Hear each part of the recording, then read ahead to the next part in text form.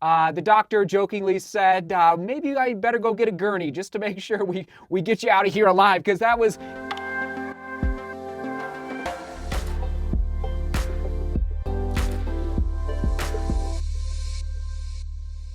Taper, taper, taper, taper, taper, taper. Cheers to turmeric tea, cheers to tapering, cheers to, well, cheers to Brent Riley on Strava. Thank you for this gentle reminder. He simply said, have you done a video on taper strategies, etc.? So Brent, here you go. Shout out to you and everybody else who's been interested in this topic of tapering. I have made some older vlogs before. I went back and actually reviewed a couple of them a minute ago inside the house, and anyway, it's amazing to see the growth of the channel, the comments down below. Anyway, so it's time to update my thoughts on tapering, which I've touched upon a little bit in the last, in the last week, since we are, tapering into Naples, Florida. But before we dive in, here we go. I'll talk about today's run, and then, we're obviously going to talk about sharpening, all right? Sharpening that iron. Also just returning from the second COVID-19 test, all right? So I had to take 2 tests in order to get into the elite wave at the Naples Half Marathon in 6 days from now, all right? I don't know the results yet, so hopefully by tomorrow, what's tomorrow? Tuesday, actually probably by Wednesday, I should have the results back. And I did get for all the heart rate trainers out there, I've never, gosh, it's just been so long, I don't even know when, but they did my heart rate, my resting heart rate, okay, and it came out to 35. That's right, 35. There I am in the office, and the doctor jokingly said, maybe I better go get a gurney just to make sure we get you out of here alive, because he was like, what's going on? Like, what's your background? He kind of started drilling me a little bit about why do you have a heart rate of 35? So I had to go through the whole explanation of training up in the mountains, working pretty darn hard in this training block, and yes, oh man, just so many. I've never done a VO2 max test. And back in the day, I'm making myself sound old, but back in the day, in the mid 2010s or 2000s, whatever, from 2000 to let's say 2008, in my perception, I thought that VO2 max tests were kind of expensive. But I think it seems like more people are getting them, so maybe the cost has come down. Let me know, not the question of the day, what's your VO2 max? Okay, if you've been tested, and what is your resting heart rate? Here we go, let's get the conversation going. And I've never done mine before, maybe I should. I don't know. Again, numbers and me, I just don't really, frankly, care, because I know I gotta work hard at the end of the day. Whether my resting heart rate is 45 or whether my VO2 max is, what is a good, isn't 88 pretty good? Anyway, whatever. I'm not concerned about numbers. I'm concerned about working hard like all of us have done in late 2020 and heading into 2021, prepping for our races coming up. So today's run is 3 miles, 5K, 6:05 a mile, all right? And we'll talk about that again in a second. Why did I go, quote unquote, that fast, kind of that tempo pace for me? And I'll explain more here in a minute. But before, here we go on your screen. I believe this is it'd be the last 5 to 6 weeks of training. I'm gonna update my training on Strava as we enter the last week of training. So what's my goal volume for the week? Let me just pull it up here, edit down. So last week was 70, as you see on your screen there, and now it is 30. So we went 130. And obviously before the 130s, we were going up to 130, 170, and then 30 in the next 6 days before the race on Sunday. But just so you know, out of any week of the entire training block, if there is a week, in my opinion, to be flexible in your volume, it's this one, the last one, where you just completely go by feel, because rule of thumb number 1 is to arrive on that starting line as fresh as possible, making sure your legs are not tired, okay? So even though I put 30, it might be 20, it might be 18, it might be 28, it might be 31. I'm frankly, truly not concerned, okay? So 30 miles leading into the race in Naples, Florida. And let's dive in, here we go. Tapering versus sharpening. And you got to taper, in my opinion, even though a couple of my teammates at CU, a decade ago, they made some pretty strong arguments in their performances, but also in their just analysis of their overall training blocks that they truly, truly loathed tapering.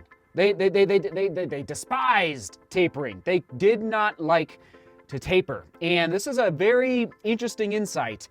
If you are training at a high level consistently, when you're going up and down, if you're going up and down through the training blocks, up and down, your body gets into a rhythm, including when you are training at 130 miles a week or 100 or 70 or whatever your peak volume is, 40, your legs get used to it. Your mind gets used to it. Your body gets used to it. You start getting into this rhythm of sleep, eat, stretch, nap, run, gym, and it's amazing. It's really enjoyable, I think. I think it's a benefit of being a runner from a mental perspective to have that rhythm. But then when you start to taper, it gets a little funky. You're like, first of all, you have a little more time in your day, and you have to figure out a way to use that time well so that you're not, I don't like to think about the race like a ton until about, let's say 36 to 48 hours before the gun goes off.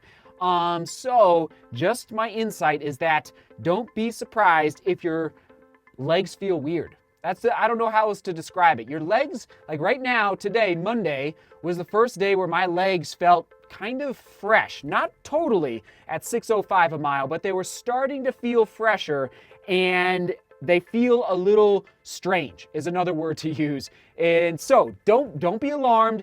In my opinion, I definitely fall into the camp that tapering is a good thing. Even though some of my teammates back in college would make a pretty strong argument that they felt sluggish when they tapered, okay? Coming down off that high volume.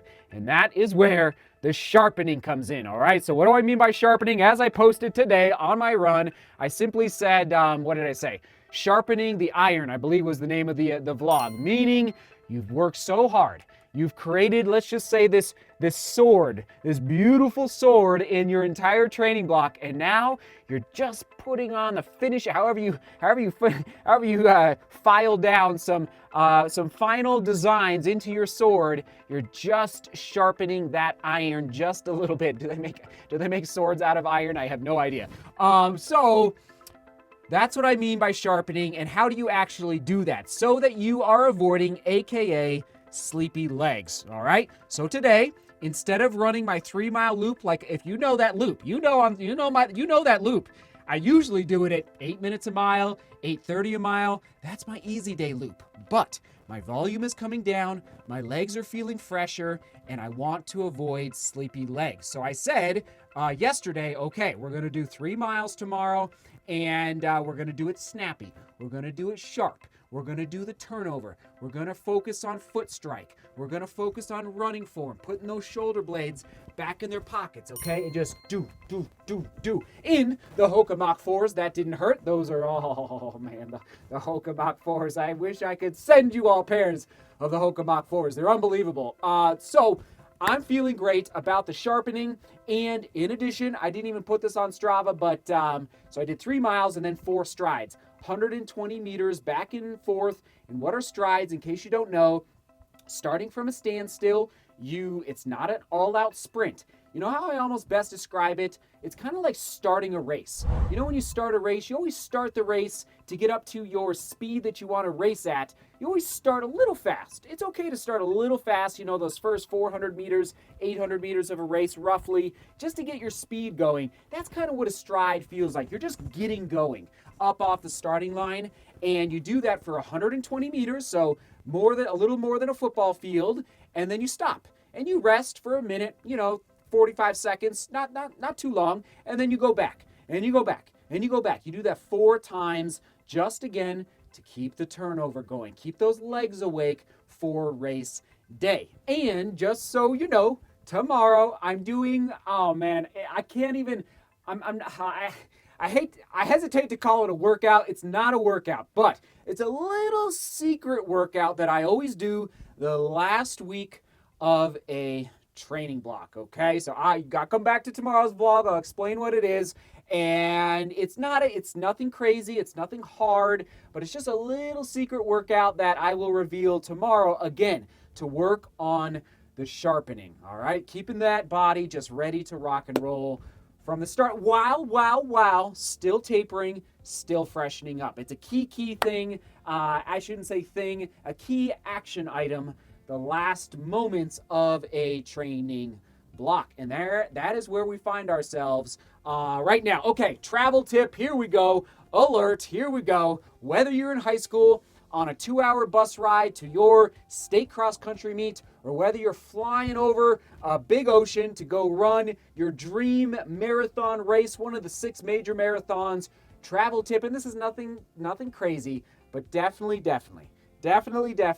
talk to your coach or talk to whoever you're traveling with when you arrive at your hotel. Maybe even at the airport, depending, obviously you have to have a travel buddy, depending on your travel circumstances, but definitely at the airport, the hostel, the guest house, the friend you're staying with, wherever you're staying, 2 to 3 miles, run, not jog, okay, not hard, but it obviously depends on when you arrive, but 2 to 3 miles and then 4 to 6 strides outside in front of your hotel. You might look weird, people might stare at you, it's okay. You got it, like after a jet lag, after a long time sitting, we got to get those legs moving. And of course, on the airplane, don't be afraid to keep doing laps as much as they let you walk around that airplane or up and down the aisle, just again to keep those legs moving.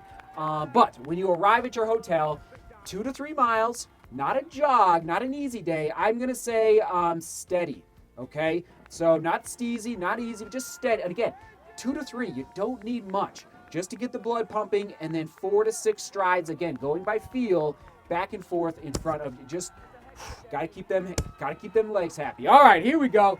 Question of the day, rock and roll time. What do your last 7 days of your training block look like before a peak race? You know, go into as much detail as you have time for. And again, if you're a newer runner, I guarantee there'll be some great insights down below in the comments. Thanks for being here. Thanks for watching. Here we go. Today's Monday. Oh man, you can tell. Gotta calm down. We're getting a little excited talking about this, but it's coming sooner rather than later. All right, we will toss it to probably one of the taper vlogs, or maybe one of the vlogs from the past 10 days. Anyway, I'll pick one about tapering or resting up for a peak race, most likely. All right, seek beauty, work hard, and love each other. Come on. See you tomorrow.